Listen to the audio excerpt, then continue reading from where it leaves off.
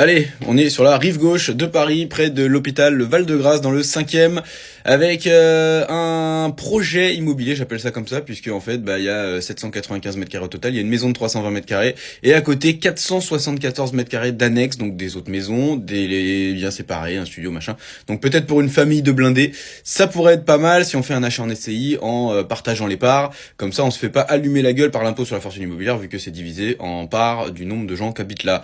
Il y a une surprise à la fin. Une chose au sous-sol qui est hallucinante, c'est insoupçonné sur une maison ancienne comme ça. J'aime beaucoup le style, les pierres apparentes au mur, les cheminées, voilà, ils ont pas honte quand même l'agence là de laisser une photo comme ça. Qu'est-ce que c'est que cette photo pourrie là? Voilà, là il y a une belle photo, il y a une photo, les volets pourris, les feuilles et tout. Quel est l'intérêt de mettre une photo pareille sur une annonce à 7 millions là? Franchement, dites-moi. Bon. Voilà, il y a des lots séparés, des studios, des trucs des deux pièces, et attention, le sous-sol, il y a une bombe au sous-sol, un truc de fou. Je sais pas comment le mec s'est chauffé pour creuser un truc pareil, mais c'est incroyable, c'est une vraie plus-value, puisque voilà, regardez cette piscine hallucinante au sous-sol. La maison ancienne, machin, qui paye pas de mine, tout ça, et en dessous t'as une piscine de 50 Cent, mon gars, un truc de ouf, tu peux tourner des clips de rap là-dedans, avec des meufs dans tous les sens et tout, là tu files sur Wannonce, le site belge et tout, pour trouver des escortes à balles pour faire des clips et tout, non. Bon. On s'égare. Bon, évidemment, c'est E et F.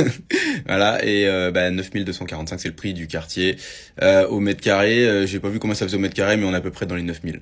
Et du coup, je vous parlais de pas se faire allumer la gueule par l'impôt sur la fortune. Regardez, si vous l'achetez tout seul en résidence principale et que vous hébergez votre famille dedans, en cas de gain à l'euro million, bien sûr, hein, pas dans la vraie vie, du coup, 7 350, vous êtes imposable sur 5 145, machin. Il y a 37 000 euros par an à payer. Et par contre, si vous faites une SCI et que vous donnez des parts égales à chaque personne de votre famille, si vous divisez en 4 ou plus, eh bien, vous ne payez rien, regardez.